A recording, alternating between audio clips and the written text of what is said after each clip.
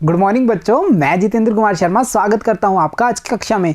आज की कक्षा में बच्चों हम पढ़ने वाले हैं कक्षा 4 की पर्यावरण अध्ययन की पुस्तक अपना परिवेश का 9वां अध्याय, जिसका नाम है पानी रे अजब तेरी कहानी। प्यारे बच्चों, इस पाठ के 2 भाग हमने पिछली कक्षाओं में पढ़े हैं, जिनमें हमने जानकारी प्राप्त की थी पानी के कुछ गुणों के बारे में, जहां हम ये समझ बना पाए थे कि जो पानी है वो रंगहीन होता है, यानी पानी का अपना कोई भी रंग नहीं होता। साथ ही साथ हमें ये भी पता चला था कि पानी का अपना कोई भी स्वाद नहीं होता। और हमने चर्चाएं की थी पानी पर होने वाले गर्मी के असर के बारे में और फैलाव का पानी पर क्या असर होता है, इसके बारे में भी हमने अच्छी खासी समझ बना ली थी।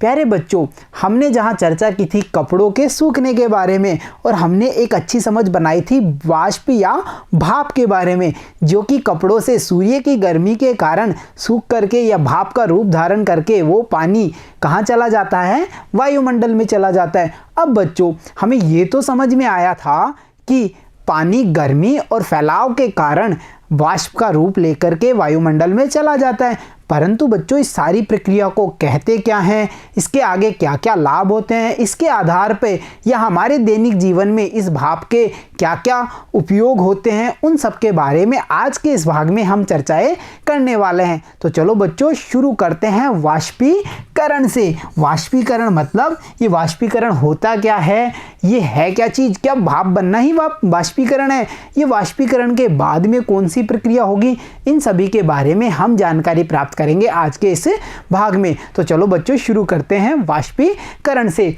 देखो बच्चों, पानी गर्मी से भाप या वाष्प बनकर उड़ जाता है। जैसा हमने देखा था प्रयोगों में भी, जब हम किसी ग्लास में पानी डाल करके धूप में रखते हैं तो ग्लास में जल की मात्रा कम हो जाती है, यानी हम कह सकते हैं कि गर्मी के कारण जो पानी है वो भाप बन करके उड़ चुका है। साथ ही साथ बच्चों, जब ये भाप उड़ जाती है यानी वायुमंडल में चली जाती है तो क्या होता है, देखो इस भाप को हवा सोख लेती है या अवशोषित कर लेती है, यानी बच्चों ये भाप अब मिल चुकी है हवा के साथ में। और फिर बच्चों इसके बाद में क्या होता है, पानी का जो वाष्प बनकर उड़ना है, यानी ये वो जो पूरी प्रक्रिया है कि पानी का भाप बनना और भाप बन करके वायुमंडल में मिलना, इस पूरी प्रक्रिया को हम कहते हैं वाष्पीकरण। यानी हम कह सकते हैं सरल शब्दों में कि पानी भाप बनकर उड़ चुका है, और इसी प्रक्रिया को कह देंगे हम वाष्पीकरण। बच्चों यहाँ इमेज में हम देख पा रहे हैं बादलों से बारिश होती हुई दिख रही है ना, बारिश से नदियों में, समुद्रों में, तालाबों में पानी आता हुआ, और जब सूर्य का प्रकाश यहाँ पे पानी पे गिरता है तो हम यहाँ देख पा रहे हैं इसके कारण पानी भाप बन के उड़ रहा है, और फिर यही पानी वायु के साथ वायुमंडल में मिल चुका है। यानी ध्यान से देखने पे बच्चों हमें पता चल रहा है ये एक पूरा सर्किल यानी चक्र बना हुआ है। आसमान से, बादलों से बारिश होती है, बारिश जब सूर्य के प्रकाश में बारिश का पानी या सूर्य की गर्मी के कारण जो बारिश का पानी है वो भाप बन के वापस उसी वायुमंडल में जा रहा है। तो क्या इसके आगे भी कुछ और होता है या कोई और प्रक्रिया है, जैसे वाष्पीकरण है, उसके बाद में और क्या होगा वायुमंडल में, उसको भी हम जानेंगे। बच्चों हमने ये तो जानकारी प्राप्त कर ली कि वाष्पीकरण हो चुका है, और वाष्पीकरण से क्या होता है, तो देखो बच्चों वाष्पीकरण के कारण ही जो कपड़े हैं वो सूखते हैं। यानी जब कपड़ों का पानी भाप बन करके वायुमंडल में चला जाता है तभी तो कपड़े सूखते हैं। तो हमने कहा ना वाष्पीकरण के कारण ही कपड़े सूखते हैं, और हमारे चारों ओर बहुत सारा पानी भी भाप बन करके उड़ता रहता है। आपने देखा होगा, कहाँ देखा है बच्चों, आपने बारिश के दिनों में देखा होगा कि जब बारिश होती है तो जो नदियाँ, तालाब, हमारे छोटे छोटे पोखर, झीलें हैं वो पानी से लबालब हो जाती हैं, परंतु जैसे ही ग्रीष्म ऋतु आती है धीरे धीरे उनका जो जल स्तर है या उनका जो पानी है वो धीरे धीरे कम होने लगता है। यानी बच्चों हम कह सकते हैं कि जो गड्ढे, तालाब, नदी का पानी भी गर्मियों में वाष्पीकरण के कारण ही सूख जाता है। और बच्चों यहाँ हम देख पा रहे हैं एक पतीले में जिसमें पानी गर्म पानी है और हमें इसमें से निकलती हुई दिखाई दे रही है भाप यानी कि वाष्प। ये वाष्प पानी ही है बच्चों, जो ताप को पाकर या गर्मी को पाकर के अपना रूप परिवर्तित करके और चल पड़ी है वायुमंडल से वायु में मिलने के लिए। तो बच्चों हम इस आधार पे ये कह पा रहे हैं कि वाष्पीकरण वो प्रक्रिया है जिसमें कि पानी अपना मूल रूप यानी तरल रूप को छोड़ करके गैस यानी भाप के रूप में परिवर्तित हो जाता है। तो बच्चों यहाँ तक हमने ये समझ बनाई है कि पानी के दो रूप हमारे सामने आ चुके हैं। एक तो तरल, जिसका मतलब हम कह सकते हैं पानी या द्रव, ठीक है, और दूसरा रूप हमने जाना गैसीय अवस्था यानी कि हम कह सकते हैं वाष्प या भाप। ये दो रूपों के बारे में हमने जानकारी प्राप्त कर ली। तो बच्चों हमने ये तो जानकारी प्राप्त कर ली कि पानी गायब कैसे होता है, परंतु आपको याद होगा पानी ने निकिता को बताया था कि मैं गायब भी हो सकता हूँ और प्रकट भी हो सकता हूँ। यानी ये पानी प्रकट कैसे होगा? तो चलो देखते हैं प्रकट हुआ पानी, कि ये पानी प्रकट कैसे हुआ, ये भी हमें पता होना चाहिए ना। और यहाँ हम देख पा रहे हैं पानी को, जो निकिता को कहता है कि मैं प्रकट भी हो सकता हूँ। तो चलो एक आसान सा प्रयोग करते हैं और जानते हैं पानी प्रकट होता कैसे है, ये आता कहाँ से है। देखो बच्चों हमें क्या करना है, सबसे पहले एक गिलास में पानी लेंगे। सबसे पहले हमने एक गिलास लिया, उसमें कुछ मात्रा में पानी ली और फिर बच्चों उसमें हम थोड़ा सा बर्फ़ भी डालेंगे। अगर हमारे पास बच्चों बर्फ़ नहीं है तो हम ये भी कर सकते हैं कि इसे कुछ घंटों के लिए फ्रिज में रख देंगे और फिर इसको बाहर निकाल के देखेंगे।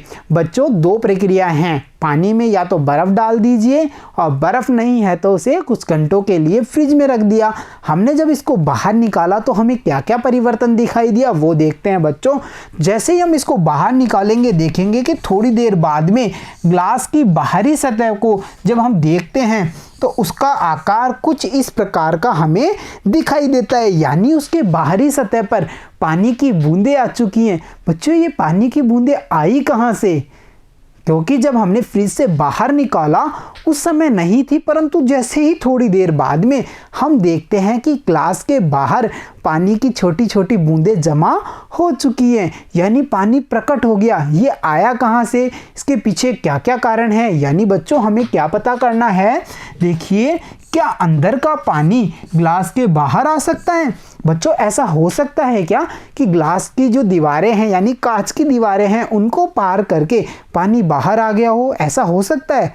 नहीं हो सकता ना। अगर ऐसा होता तो ग्लास में हम कभी पानी भर ही नहीं पाते, क्योंकि जब भी भरते वो बाहर निकल जाता। तो यानी कि हम कह सकते हैं कि ऐसा तो बिल्कुल ही नहीं हुआ कि जो अंदर का पानी है वो बाहर आ गया हो। फिर ये पानी आया कहाँ से होगा, हमें ये भी तो पता करना है ना। फिर ये पानी आया कहाँ से है, या फिर बच्चों ऐसा तुमने अपने आसपास और कहाँ कहाँ देखा होगा कि ऐसे जैसे ये जो बाहरी से बूंदें आई हैं, ऐसी बूंदों का निर्माण आपने और कहाँ कहाँ देखा है? बच्चों याद करो, सर्दी के दिनों में या जब भी हम आईने के सामने खड़े होते हैं और उस पर फूंक मारते हैं तो आपने देखा होगा कुछ धुंधला सापन आ जाता है, यानी हम गौर से देखते हैं तो कुछ पानी की बारीक सी बूंदें वहाँ पे जमा होने लग जाती हैं। तो बच्चों ये जो स्थिति हुई, यानी ग्लास की या कांच की बाहरी सतह पर जो पानी की बूंदें आई हैं, ये आई कहाँ से? या क्या ये वाष्पीकरण है या ये कोई अन्य प्रक्रिया है, इसको भी हम जानते हैं। तो प्यारे बच्चों ये जो प्रक्रिया है इसे हम कहते हैं संघनन, इसे हम कहते हैं संघनन। यानी बच्चों हम ऐसा भी कह सकते हैं कि हमारे चारों ओर जो हवा है उसमें थोड़ी बहुत भाप या जल वाष्प होती है। यानी बच्चों जो भाप बन चुकी है, बनकर के वायुमंडल में मिल चुकी है, वायु के साथ मिल चुकी है, तो उस आधार पे हम ये कह सकते हैं कि हमारे चारों ओर की जो हवा है उसमें थोड़ी वाष्प या भाप होती है। यानी बच्चों सरल शब्दों में हम कहें तो उसमें जल वाष्प होती है या नमी होती है। और जैसे ही ये ठंडे ग्लास के संपर्क में आती है तो ये ठंडी होकर के गिलास की बाहरी सतह पर जम जाती है। आया बच्चों कुछ समझ में? ये वो हवा के साथ उड़ने वाली पानी की बूंदें हैं जो हवा में होती हैं और जैसे ही ग्लास की ठंडी सतह से ये संपर्क में आती हैं तुरंत वहाँ पर जम जाती हैं। तो बच्चों हम कह सकते हैं वाष्प का ऐसे पानी में बदलना संघनन कहलाता है। यानी बच्चों संघनन वो प्रक्रिया है जिसके द्वारा वाष्प या भाप पुनः पानी में बदलती है। तो बच्चों यहाँ तक हम क्या समझ पाए? यहाँ तक हमने समझा वाष्पीकरण को, यानी कि पानी से भाप या वाष्प बनना वाष्पीकरण हुआ। परंतु बच्चों अगर इस भाप से वापस पानी बनता है तो इस प्रक्रिया को हम कहेंगे संघनन। तो इतनी समझ हम बना चुके हैं, पानी से भाप बनना वाष्पीकरण कहलाता है, जबकि वाष्प से पुनः पानी बनना हम कहते हैं उसे संघनन। अच्छा बच्चों ये जो संघनन की प्रक्रिया है, हमने ये तो जान लिया कि वो पानी की बूंदें जो प्रयोग में हमने देखा था ग्लास के बाहर आई थी वो संघनन के कारण आई, परंतु हमने ऐसा हमारे आसपास और कहाँ देखा है? तो बच्चों याद करो, जब गरम गरम रोटियां बनती हैं और उन्हें रोटी दान या कैसरोल में रखा जाता है तो बच्चों जब हम उसे ढक्कन को खोल के देखते हैं तो उसके नीचे हमें क्या मिलता है? रोटियों से निकली हुई जो भाप है वो ढक्कन के नीचे जमा हो जाने के कारण ही हमें वहाँ पर पानी दिखाई देता है। इसके अलावा बच्चों ऐसी स्थिति आपने देखा होगा जब दूध को गर्म किया जाता है, गर्म करने के बाद में बर्नर या चूल्हे को बंद करने के बाद में उसे ढक दिया जाता है। कुछ समय बाद में जब हम उस ढक्कन को हटाते हैं तो हमें उस ढक्कन के नीचे भी ऐसी ही पानी की बूंदें दिखाई देती हैं। ये भी बच्चों भाप का ठंडा होकर जमना ही कहलाता है, यानी ये भी संघनन की क्रिया है। और बच्चों इस संघनन के कारण होता क्या है वायुमंडल में, इसका क्या उपयोग होता है? तो देखो बच्चों आपको याद होगा मैंने बताया था कि गर्मी के कारण जो जल है नदियों का, तालाबों का या छोटे छोटे पोखर, झीलों का, समुद्रों का जो पानी है वो वाष्पीकरण की प्रक्रिया के द्वारा भाप बन करके पहुंच चुका है वायुमंडल में। अब वायुमंडल में क्या होता है उसको भी हम थोड़ा समझते हैं। तो देखो बच्चों यहाँ इमेज में हम देख पा रहे हैं बादल, ये हमारे बादल हैं जिनसे बारिश होती है और जब ये पानी नदियों, समुद्रों, झीलों में जाता है तो उसके बाद में सूर्य की किरणों के कारण बच्चों शुरू होता है वाष्पीकरण। और जब ये वाष्पीकरण की प्रक्रिया होती है तो मैंने बताया वाष्पीकरण होने के कारण जो पानी है वो बदल जाएगा भाप में। तो हम कह सकते हैं पानी बदल चुका है भाप में। और जैसे ही ये पानी धीरे धीरे ऊपर की ओर उठेगा भाप के रूप में तो वायुमंडल में उपस्थित वायु के संपर्क में आएगा। उससे क्या होगा? उससे ये वायु या भाप ठंडी होकर के और अंत में संघनन क्रिया के द्वारा बादलों का रूप ले लेंगे और ये बादल फिर से बारिश का काम करेंगे। तो आप समझ पा रहे हैं कि वाष्पीकरण और संघनन वो क्रियाएं हैं या वो प्रक्रियाएं हैं जिनके द्वारा वर्षा भी होती है। तो वर्षा कराने में वाष्पीकरण का और संघनन का दोनों का मुख्य रोल होता है। आया समझ में कि ये वाष्पीकरण और संघनन किस चीज़ का नाम है या ये हमारे किस किस काम में आने वाले हैं? बच्चों हमने निकिता के सपने के आधार पे ये जानकारियाँ प्राप्त कर ली हैं कि पानी गायब कैसे होता है और जो पानी गायब हो गया वो वापस प्रकट कैसे होता है। तो चलो बच्चों हम अब एक आसान से प्रश्न को हल करने की कोशिश करते हैं और देखते हैं हमने कितनी समझ बना ली है। सोचिए और बताइए में। देखो बच्चों हमसे पूछा है कि तुमने ऐसे वाष्प को पानी में बदलते और कहाँ कहाँ देखा है। तो प्यारे बच्चों जब हमने वाष्पीकरण के बारे में सीखा था और हमने जाना था संघनन को तो हमने चर्चा की थी उबलते हुए दूध की, उबलते हुए पानी की, सब्जी के बर्तनों की या फिर कांच पर फूंक मार करने वाले प्रयोग के बारे में हमने चर्चा की थी। तो ये सब वो जगह हैं या वो प्रयोग हैं जहां पर हमने वाष्प को पानी में बदलते हुए देखा है। तो हम कितनी आसानी से इस प्रश्न का उत्तर लिख सकते हैं कि उबलते हुए दूध को जब ढका जाता है तो ढके हुए जो थाल या प्लेट है उसके नीचे हम देख सकते हैं ये